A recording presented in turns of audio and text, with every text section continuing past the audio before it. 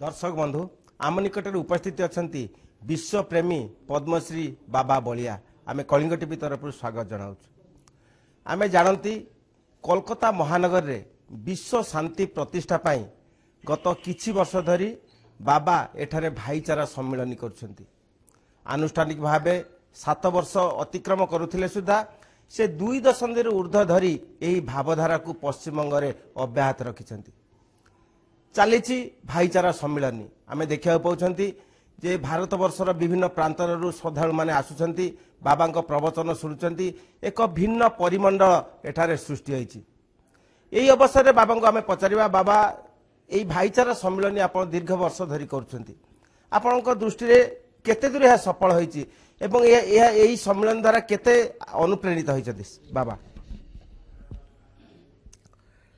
भाईचारा सम्मेलन ये गोटे नुआ कथा नुहे ये गोटे बहुत पुरातन कथा आपण माने देखंतु वायु समुद्र अग्नि सूर्य पृथ्वी यदि एमानक भितर परस्पर संबंध न रहिले पृथ्वी रे दुबटीए मध्य कौली पारिबो नाही यू आरंभ होती भाईचारा सम्मेलन भाईचारा सम्मेलन केवल मनीष करुची ता नुहे अच्छा यही पृथ्वी जिते मानव सभ्यता जन्म नहीं सेतबेले मनीष खाद्य पेय पोशाक परिच्छद सब भिन्न थिला भाईचारा सृष्टि हला केतेबेले जेतेबेले गोटे ग्रामीण सभ्यता सृष्टि हला एवं स्वामी स्त्री भाई भौणी एमान सब एकत्र गोटे जगार बास कले पड़ोशी एवं निज घर भितर संबंध सृष्टि कले विवाह व्रत शुद्ध श्राद्धरे समस्त एकत्रित हेले ये हूँ द्वितीय भाईचारा एवं भाईचारा जेतेबेले सनातन धर्म प्रथम धर्म थिला विश्वर प्रथम धर्म होची सनातन धर्म यही सनातन धर्मर को केंद्र करी अनेक धर्म मत परवर्ती समय सृष्टि हला मुसलमान ख्रिस्टियान बौद्ध जैन सिख ईसाई सब सृष्टि हेले किंतु समस्त जमी गंगा सागर रे मिशिला बड़ी समस्ते गोटे स्थान रु आसी समस्ते से गोटे स्थान को ही जीवे समस्ते ए कथा को स्वीकार कर किंतु परस्पर भितर लड़ा लड़ी चली जदि घर भितर भाई भाई कड़िया नागे सी घर भितर शांति सृष्टि हो पारेना तेणु ठीक से भाव में जो आमर विभिन्न धर्मावलंबी मतावलंबी पंथावलंबी माने एमानक भितर यदि भाईचारा सृष्टि न हबो ताहले केवल रक्तपात ही सृष्टि हबो महाभारत युद्ध तार मुक साक्षी माने पांडव कौरव मानकर युद्ध होती भाईचारा कमी जिबारु भाई भौणीर प्रीति कमी जिबारु सेठी युद्ध होइतला बाबा हमें जानती जे राम मंदिर जगन्नाथ परिक्रमा प्रकल्प एवं समलेश्वरी उन्नयन प्रकल्प उद्घाटित होइछि आपण एई जे प्रकल्प उद्घाटन होइछि एई प्रसंग रे आपण कोन कहते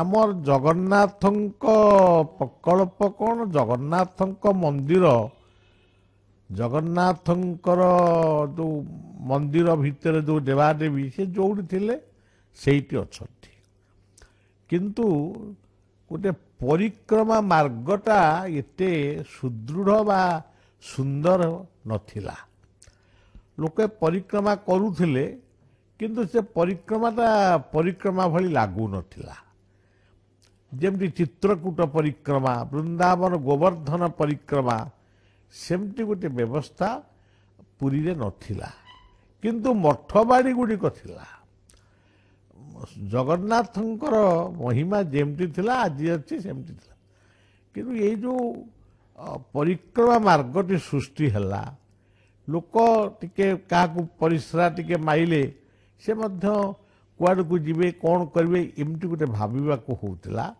ତେଣୁ ପରିକ୍ରମା ମାର୍ଗଟି ହେଲା, ସୁନ୍ଦର ଫୁଲ ଫଳ ଗଛ ବି ଲାଗିଲା, ଲାଇଟେଡ୍ ଆଲୋକିତ ହେଲା ଏବଂ ଏ ଯେଉଁ ମାନେ ମଳମୂତ୍ର ତ୍ୟାଗ କରିବା ପାଇଁ ଶୌଚାଳୟ ବି ହେଲା।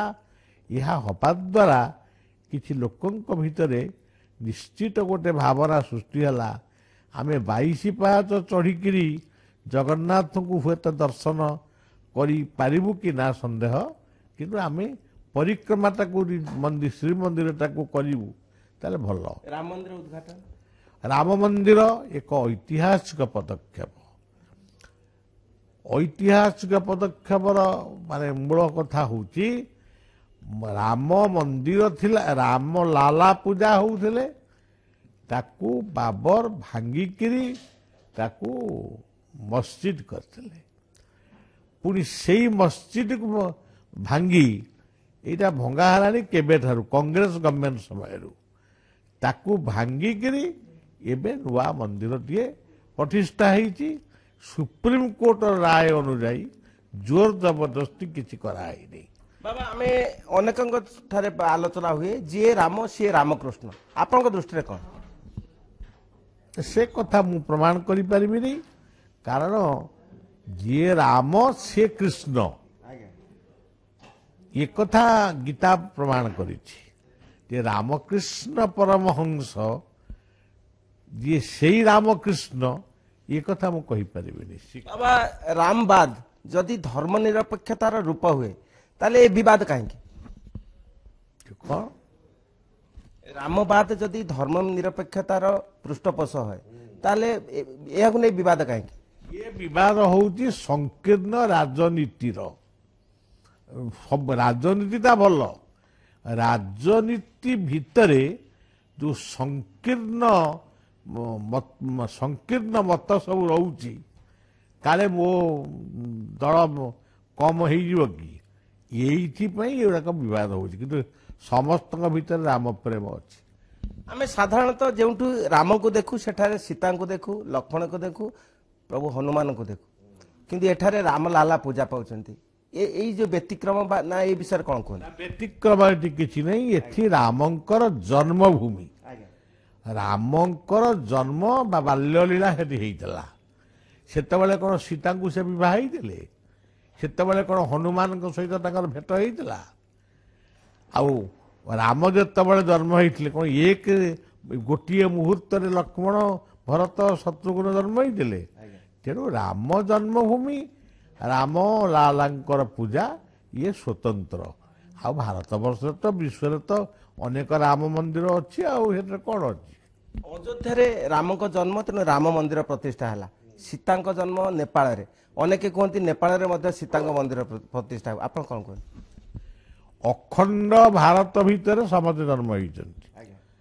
ଦିନେ ସମୟ ଥିଲା ନେପାଳ ଭାରତ ବର୍ଷରେ ଥିଲା, ଭୁଟାନ ଥିଲା, ମିଆଁମାର ଥିଲା, ଆଫଗାନିସ୍ତାନ ଥିଲା, ପାକିସ୍ତାନ ଥିଲା, ବାଂଲାଦେଶ ଥିଲା, ଶ୍ରୀଲଙ୍କା ଥିଲା। ଇଏ ସବୁ ପରବର୍ତ୍ତୀ ସମୟରେ ଖଣ୍ଡ ବିଖଣ୍ଡିତ ହେଇଯାଇଛି। ତାର ଅର୍ଥ ନୁହେଁ ଯେ ରାମ ସୀତା ନେପାଳରେ ଜନ୍ମ ହେଲେ। ଜନକପୁରୀ ସେଟା ହେଉଛି ଠିକ୍ ବିହାର ଆଉ ନେପାଳର ସୀମାନ୍ତରେ। ସେ ତ ଦିନେ ଆମରି ସାଙ୍ଗରେ ସବୁ, ଆମେ ଅଖଣ୍ଡ ଭାରତ ଭିତରେ ଆମେ ସବୁ ଥିଲୁ, ତେଣୁ ସିଏ ଆଉ ଅଲଗା କ'ଣ? ବାବା, ଶାକ୍ତ ପରମ୍ପରା, ବୈଷ୍ଣବ ପରମ୍ପରା, ଏଇ ଦୃଷ୍ଟିରେ ଆପଣ ରାମବାଦକୁ କିପରି ଦେଖନ୍ତି? ଶାକ୍ତ ପରମ୍ପରା କହିଲେ ଶକ୍ତିର ଉପାସନା। ଭାରତ ହେଉଛି ସନାତନ ଧର୍ମର ମୂଳ ଲକ୍ଷ୍ୟ ହେଉଛି 5ଟି ମତବାଦକୁ ସେ ସବୁବେଳେ ସମ୍ମାନିତ କରିଛି। ଗାଣପତ୍ୟ, ବୈଷ୍ଣବ, ଶୈବ, ଶାକ୍ତ, ସୌର, ସୂର୍ଯ୍ୟ। ତେଣୁ ଶକ୍ତି ବିନା ଆମେ ପ୍ରକୃତରେ କିଛି ପାଇବୁନି। ମାର କୃପା ହେଲେ ଆମେ ବାପାଙ୍କୁ ପାଇବୁ। ବାପା ପାଖରେ ଦୁଃଖ ଥିଲେ ମାକୁ ଆମେ ଜଣଉ।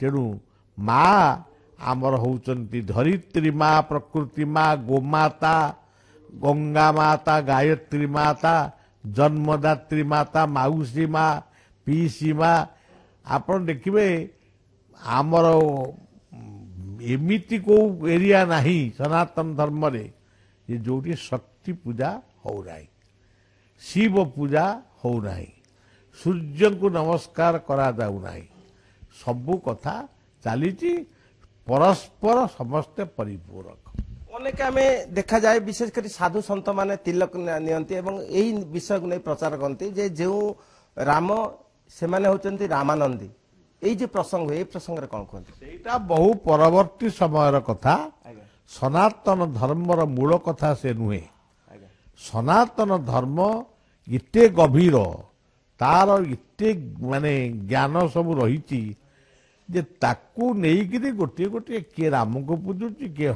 हरि कहले नृसिंह को पूजुची किए कृष्ण को पूजुची किए शक्ति की उपासना करुची किए रामानंदी किए वैष्णव ये सब इरा सब परवर्ती समय ये पंथ मत सब सृष्टि होती गीतार गोटे श्लोक सर्व धर्मान परित्यज्य अर्थात सर्वमत परित्यज्य बाबा आपण पश्चिमबंग आसछन्ती पश्चिमबंग रे बहु ओडिया भाषाभाषी और अन्य भाषाभाषी माने अछन्ती आजिर दिन रे आपण कौन से वार्ता देवे आमर ओडिशा अंग बंग कलिंग ये तीनोटी कथा भागवत अनुमोदित करिछि तेणु अंग बंग कलिंग देखंतु आज बंगर यही कोलकाता सहर थिबारु आज केते ओडिया माने एठी बहु वर्ष धरी जीवन जीविका निर्वाह करुछन्ति तेणु वार्ता होउची कर्मवादी हुओ राष्ट्रप्रेमी हुओ जो राज्य रे रहिच से राज्यर मंगल पाई कर्म कर्म को ठकना एटी बेंगल सरकार हो ओडिशा सरकार हो बिहार सरकार हो सब जोटी रहिलो निमक हराम कई हुआ बाबा 2024 रे निर्वाचन आपण गणतंत्र को नहीं बहु भाव कार्य करती आपण कौन चाहते यही निर्वाचन केउ रूपरेखा नेब साधारण देश कौन मंगलदायक हेब लोक माने जहा को निर्वाचित करिवे ताकू आमे ग्रहण करनबा आमे सुनिले पद्मश्री बाबा बलियांक ठारू बाबा बलियांक मुख्य कथा थिला जे राष्ट्रवादी हुओ कर्मवादी हुओ